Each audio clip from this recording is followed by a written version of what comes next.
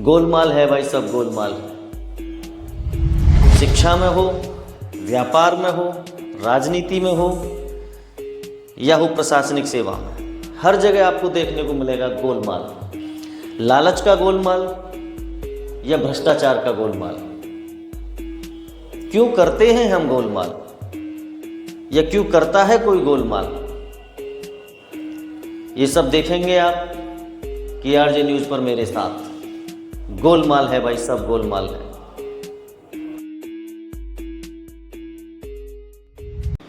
गोलमाल है भाई, सब गोलमाल है। गोलमाल है कि इस कड़ी में आज मैं MP सिंह राणा आपके साथ हूँ KRJ न्यूज़ में एक ऐसा मुद्दा लेके जो आपको बताएगा कि क्या क्या चल रहा है और क्या क्या हो सकता है।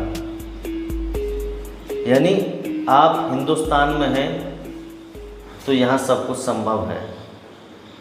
हालांकि हमारा देश बहुत महान है, लेकिन देश को महान बनाने में किसका योगदान रहता है? लोगों का। उन्हीं में कुछ लोग ऐसे होते हैं जो देश को बर्बाद करने पर तुले होते हैं, चाहे वो किसी भी प्रोफेशन में हो, किसी भी क्षेत्र में कार्यरत हो। उसी को लेकर हमने एक कार्यक्रम बनाया है, गोलमाल है। मतलब जो भी झोल होता है उसमें क्या भ्रष्टाचार हुआ, किस प्रकार से कार्य को किया गया, वो सब हम इसमें आपको दिखाएंगे। ऐसे ही एक मामले को लेकर के हमारे साथ में है प्रदीप वर्मा जी, जो हमें बताएंगे कि उनके साथ क्या हुआ है। और तो और माननीय न्यायालय में भी झूठा हस्ताक्षर कहें या फिर कहें झूठा सबूत पेश किया जाता है। तो प्रदीप वर्मा जी, आपका KRJ न्यूज़ में बहुत बहुत स्वागत है। आप हमें बताएं कि आपका जो ये विवाद है अध्यापक से, किस वजह से शुरू हुआ और क्या है पूरा मामला? सर, ये 2013 से मेरे पत्नी के बुआ के बेटा देवेंद्र वर्मा पुत्र रामकिशोर निवासी चांदपुर फाटक राजनगर में उनकी दुकान थी, वहीं इनका मकान था। इनसे कुछ हल्का फुल्का लेन देन हो गया। 2013 से लेकर 2016 के बीच में चला। एक दिन मैं 2016 के लगभग उनकी दुकान पर उपस्थित था। मेरे सामने अक्सर वो सुदेश कुमार सिंह पुत्र रामवीर सिंह, जो सहायक अध्यापक हैं कैथरा विकास खंड बुलंदशहर में, अक्सर उनसे उगाही करके ले जाते थे। मुझे कुछ नहीं पता, लेकिन एक दिन बहुत परेशान होने के बाद में उन्होंने मुझे बताया कि ये व्यक्ति मुझसे अपने दिए हुए पैसे, जो कोई कैसा भी लेन देन नहीं, लेकिन ये मुझसे बार बार वसूली करता है। इसका कोई पैसा नहीं है मुझ पर, लेकिन मुझ पर ये ज़बरदस्ती वसूली कर रहा है। इनकी क्या मामला है कि वैसे ही गुंडई करता है, हर मुझे दुकान चलाने के लिए यहाँ पर पैसा मांगता है। मैंने एकाएक एक दिन मेरे सामने सुदेश कुमार सिंह दुकान पर आए। मैंने उनसे समझा के ये कह दिया कि आज के बाद आप दुकान पर नहीं आएंगे। इससे पहले आप सुदेश कुमार सिंह को जानते थे क्या? सर, मैं ना तो कभी सुदेश कुमार सिंह से मिला, ना ही मैं उनके पास गया।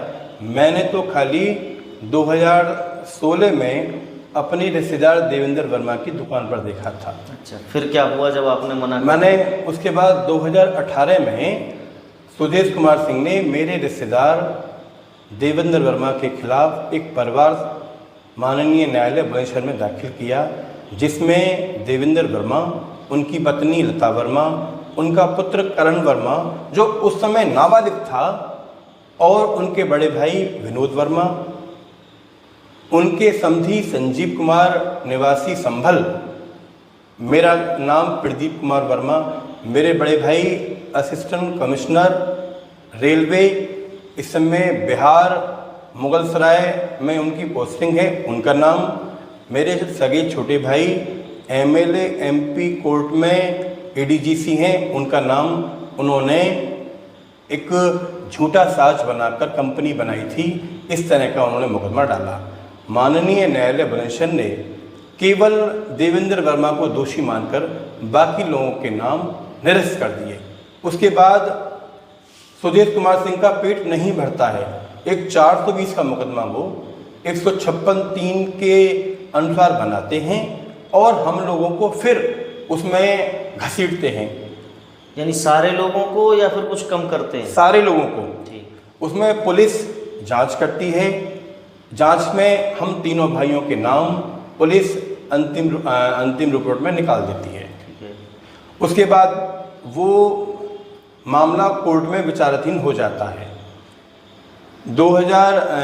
2020 के लगभग वो लोग, जो देवेंद्र वर्मा का परिवार इनके डर की वजह से फरीदाबाद भाग गया था 2016 में जो उनका परिवार फरीदाबाद भाग गया था और इन्होंने झूठे साक्ष्य पेश कर उनके खिलाफ मुकदमा लगा दिए। 2020 में वो लौट कर आए और मुकदमे के संबंध में कार्रवाई शुरू हो गई। उसके बाद ये हमसे दुश्मनी मानने लगे सुजीत कुमार सिंह। उन्होंने 2022 में एक ST/SC का मुकदमा, मेरे पिताजी गुजर गए थे, तीसरे दिन उस डेट को लगाया जैसे हम बाल उतरवाते हैं। मेरा नाम, मेरे बड़े भाई का नाम, मेरे छोटे भाई का नाम, देवेंद्र वर्मा का नाम, उनके पुत्र करण वर्मा का नाम, उनके पुत्र अमन वर्मा का नाम, हम 6 लोग उसमें आरोपी बनाए जाते हैं।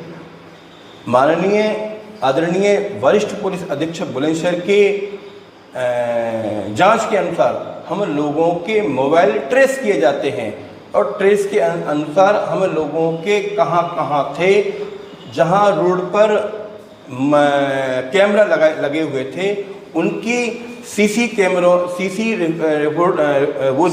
रिपोर्ट। हाँ, हम लोग पंचवटी पर बाल मरवा रहे थे, अपने बाल उतरवा रहे थे, उनकी रिपोर्ट के अनुसार हम कैमरों में मौजूद थे और वो हमने माननीय आदरणीय वरिष्ठ पुलिस अधीक्षक को सौंप दी। उसमें अंतिम रिपोर्ट लगा दी गई।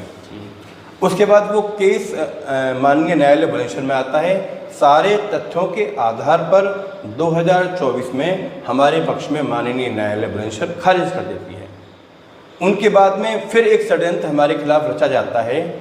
मुझे, मेरे परिवार को दोबारा से 138 में तलब करने के लिए 2022 में एक एप्लीकेशन दी जाती है जो कोर्ट खारिज कर देता है। फिर उसके बाद 2025 में एक एप्लीकेशन फिर हमको तलब करने के लिए दी जाती है। जो मुजरिम रह गए थे सभी को नोटिस जारी कराए जाते हैं कि आपको उन दिनांकों में माननीय न्यायालय बुलंदशहर आना है और इस तरह आपको तलब करने के लिए एप्लीकेशन दी गई है। हमने माननीय न्यायालय बुलंदशहर में सारे साक्ष्य पेश किए और पेश करने के बाद में हमको माननीय न्यायालय ने हमारे पक्ष में एक आदेश पारित किया कि इनका कोई मतलब नहीं है, केवल हमको देवेंद्र वर्मा से ही मतलब है। सर, फिर 12/8/2025 को सुजेश कुमार सिंह अपनी पत्नी से साझ कर एक फिर हमारे खिलाफ मुकदमा बनाकर एक षड्यंत्र फिर रचते हैं। वो वरिष्ठ पुलिस अधीक्षक महोदय के समक्ष एक प्रार्थना पत्र देते हैं 2023 का, जिसमें हम लोग वीडियो में उनके घर पर उपस्थित हैं। वो वीडियो उनको दिखा कर के ये हमारे घर पर आए थे, इन्होंने मेरी पत्नी से छेड़छाड़ की है। तो आप गए थे उनके घर? हम गए थे। अच्छा, आप किस लिए गए थे? हम गए थे, बुलंदशहर के सम्मानित व्यक्तियों ने देवेंद्र वर्मा का और उनका फैसला करा दिया और फैसला कराने के बाद में ये हो गया कि लिखित पढ़त होनी है। हम जाते थे उनके घर पर, वो मिलते नहीं थे कि वो, उनकी पत्नी कहती थी स्कूल चले गए। उस दिन हम जल्दी इसलिए गए कि वो हमें सुबह मिल जाएंगे। उन्होंने हम CC कैमराओं में मौजूद हैं, आराम से हमें घर पे बुलाया अंदर और गेट लगा दिया और पुलिस को इन्फॉर्म कर दी। पुलिस आई, हमको पकड़कर थाने में ले गई। शाम तक इनको भी बैठाया, हमको भी बैठाया। जब हमने पूरी कहानी बताई, आदरणीय वरिष्ठ पुलिस अधीक्षक जी के ये संज्ञान में था मामला, हमको ससम्मान वहाँ से छोड़ दिया गया। हमसे कुछ नहीं कहा गया। हमने बताया साहब हमारा इनका फैसले की बात चल रही थी और इन्होंने हमको एक नया मुकदमा बनाने के लिए, हमको फंसाने के लिए ये काम किया। फिर कोई और अन्य मुकदमा इन्होंने किया? अन्य मुकदमा इन्होंने अभी 12/8/2025 को एक साजिश की है हमारे खिलाफ। हमने सारे साक्ष्य लेके वरिष्ठ पुलिस अधीक्षक के समक्ष मैं और मेरे भाई 12/9/2000, अभी डेट कंफर्म नहीं है मेरे पास, वो एप्लीकेशन मौजूद है। हम पेश हुए तो कप्तान साहब ने कहा कि आप सारे साक्ष्य दीजिए, और हमने अपनी बात उनसे कहनी चाहिए। उन्होंने मना कर दिया कि हम और लोगों को देखेंगे, आपकी बात पुलिस के संज्ञान में है और आपसे पुलिस कुछ नहीं कह रही, आप जाइए और सारे तथ्यों को आप दे जाइए। और उसके बाद में पुलिस की हमारे पास कोई कॉल नहीं आई है। अच्छा, सुबोध कुमार जी करते क्या हैं? सुधीर कुमार सिंह एक सहायक अध्यापक हैं केथरा विकासखंड में। उन्होंने इस सारी कार्रवाई के अनुसार जो कोर्ट की पत्रावली है माननीय न्यायालय बुलंदशहर में, उन्होंने क्या किया है कि माननीय न्यायाधीश महोदय बुलंदशहर के समक्ष खुद पेश होकर दिनांक 27/6/2019 को एक शपथ पत्र दिया है किसी की जमानत रुकवाने के लिए, जो ये देवेंद्र के परिवार से विवाद चल रहा था। और उसी दिन अपने स्कूल की पंजिका रजिस्टर में अपने हस्ताक्षर किए हैं, स्कूल में पढ़ा रहे हैं और उस दिन का वेतन भी लिया है।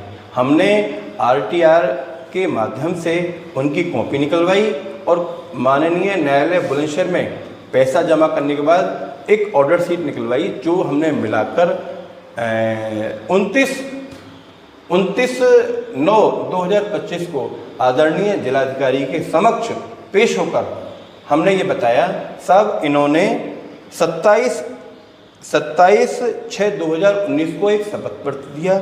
उसके बाद में इन्होंने एक शपथ पत्र 23/11/2021 को दिया। वे भी माननीय न्यायाधीश महोदय के समक्ष उपस्थित होकर दिया। साथ साथ उन्होंने 7/3/2018, 7/2/2018, 7/8/2018, 20/2/2020, 12/1/2021, 21/8/2019 को ऐसे ही माननीय न्यायालय की पत्रावलियों पर हस्ताक्षर किए हैं और उस दिन का वेतन भी लिया है। यानी लगभग 6 तारीखों पे उन्होंने हस्ताक्षर किए हैं और उसी दिन वो अपने विद्यालय में भी उपस्थित हैं। अच्छा, सबसे बड़ी गोलमाल की बात यहीं शुरू होती है। यानी एक व्यक्ति उसी समय पर, जो समय निर्धारित होता है विद्यालय का, विद्यालय में उपस्थित होता है और उसी समय पे न्यायालय की भी शुरुआत होती है। क्योंकि कार्य का समय सुबह 10 बजे आरंभ होता है, बल्कि विद्यालय तो सुबह 8 बजे 9 बजे शुरू हो जाते हैं। उसी समय पे एक व्यक्ति दूसरी जगह कैसे हस्ताक्षर कर रहा है, और यदि वो उस समय पहुंच रहा है तो एक जगह अनुपस्थित क्यों नहीं है? इसके सारे साक्ष्य आपने यहाँ पे प्रस्तुत कर रखे हैं। और उसमें जहाँ तक हमें जानकारी हुई है, जिलाधिकारी महोदय के सामने ये, बुलंदशहर के सामने ये मामला पहुँचा है, तो उनके सामने आप भी पेश हुए? सर, मैंने सारे तथ्यों को लेकर आदरणीय जिलाधिकारी के समक्ष पेश हुआ। मैंने उनसे अपनी बात कही कि साहब, मैंने RTI के थ्रू उनके स्कूल से उनकी पंजिका रजिस्टर के संबंधित दिनांकों की प्रतिलिपि, सत्यापित प्रतिलिपि निकलवाई और साथ ही मैंने माननीय न्यायालय बुलंदशहर की भी सत्यापित कॉपी निकलवाई। वो आपके समक्ष पेश हैं, जिसमें वे बोर्ड ड्यूटी में मौजूद हैं, ड्यूटी कर रहे हैं बोर्ड ड्यूटी में, लेकिन साथ साथ उन्हीं दिनों की वो हाजिरी भर रहे हैं माननीय न्यायालय में और अपने स्कूल में हाजिरी लगाकर वेतन भी ले रहे हैं। मैंने उनसे ये कहा, न्यायाधीश महोदय से, कि मैं आपसे एक बात ये अनुरोध करना चाहता हूँ, क्या माननीय न्यायाधीश महोदय जिला बुलंदशहर किसी को ये अनुमति देते हैं, कोई सरकारी कर्मचारी है, कि वे अपनी सुविधा अनुसार जब उसका मन आए, जब वो आके चला जाए और साइन कर जाए?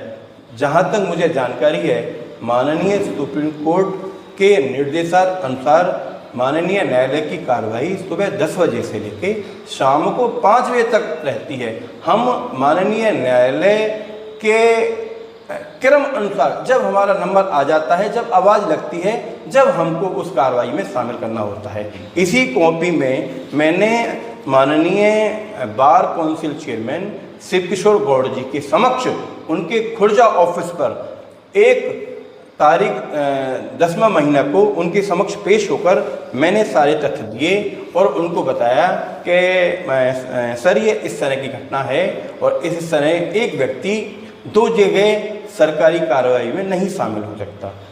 अच्छा, इसमें आप ये बताइए कि जिलाधिकारी ने आपको क्या आश्वासन दिया है और आपसे कोई अन्य यानी दूसरे दिन बुलावे वगैरह को कुछ कहा है या बीएसए इसमें, क्योंकि शिक्षा का मामला है तो बीएसए इनमें अधिकारी होते हैं, तो बीएसए के यहाँ आपको बुलाया गया है या उनसे कभी वार्ता हुई आपकी? मैंने जिलाधिकारी महोदय ने मेरी सारी बात सुनकर मुझे बैठाया। उन्होंने मुझसे पूछा क्या आप बीएसए अधिकारी के पास गए? मैंने साहब मैंने पहले एक छोटी जांच दी थी, वो किसी कारण से बंद हो गई। बोले कैसे बंद हो गई? मैंने कि इसने कोई फर्जी मेरे खिलाफ मेरा कोई झूठा शपथ पत्र लगा दिया होगा जिससे मुझे जानकारी नहीं थी। बोले कोई बात नहीं। अब जिला शिक्षा खंड अधिकारी बुलंदशहर आदरणीय लक्ष्मी सिंह, जिला बेसिक शिक्षा अधिकारी लक्ष्मीकांत पांडे जी, और उनके अलावा उनके द्वारा एक लेटर मेरे पास आया है। मुझे 4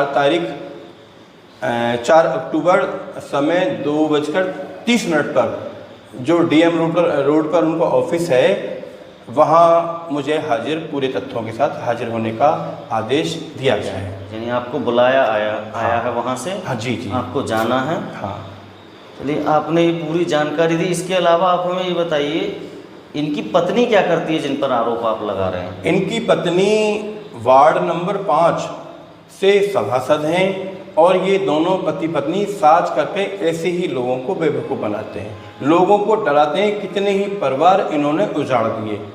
अच्छा, इन्होंने आपका एक मामला और इसमें प्रकाश में आया कि जो शपथ पत्र दिया है चुनाव के समय पे, इनकी पत्नी जो वार्ड मेंबर बनी है उसमें भी इन्होंने शपथ पत्र झूठा दिया है? जी सर, मैंने ओबीसी बैंक बुलंदशहर में सरकारी खाते में पैसा जमा कर सूचना मांगी, जिसमें उस शपथ पत्र में बबीता सिंह पत्नी सुदेश कुमार सिंह ने शपथ पत्र दिया कि मेरे नाम केवल एक प्लॉट मौजूद है। लेकिन जब हमने बुलंदशहर तहसील और खुर्जा तहसील में उनके नाम बबीता सिंह के नाम लगभग 8 से 10 करोड़ के बेनामे हैं, उसकी शिकायत मैंने 15 दिन पहले आदरणीय जिलाधिकारी के समक्ष की है। चलिए, तो हम आपको बता दें कि सबसे बड़ा जो इसमें मामला है वो है 2 जगह उपस्थिति का। ये सारे तथ्य बेसिक शिक्षा अधिकारी भी देखेंगे, जिलाधिकारी ने देखा है, उनको लगा है कुछ इसमें झोल है, तभी उन्होंने बेसिक शिक्षा अधिकारी लक्ष्मीकांत पांडे को आदेशित किया है, उनको निर्देश दिया है इसकी जांच। उसके ही आधार पर इनको बुलावा आया है 4 तारीख का। इसके बाद भी हम आपको इस कार्य का बताएंगे कि इसमें क्या हुआ। ऐसे ही गोलमाल जितने भी हैं हम सभी से अपील भी करते हैं, यदि आपके पास भी कोई ऐसी चीज है जहां आपको अनावश्यक रूप से फंसाया जा रहा है या कहीं आपके आसपास में भ्रष्टाचार का ऐसा मामला है जिसमें गोलमाल करके पैसे को गबन किया गया हो, तो आप हमें बताएं। हम उस चीज को अपने चैनल के माध्यम से जनता और अधिकारी तक पहुंचाएंगे। इसके लिए देखते रहें TRJ न्यूज। धन्यवाद। Don't forget to subscribe and follow us.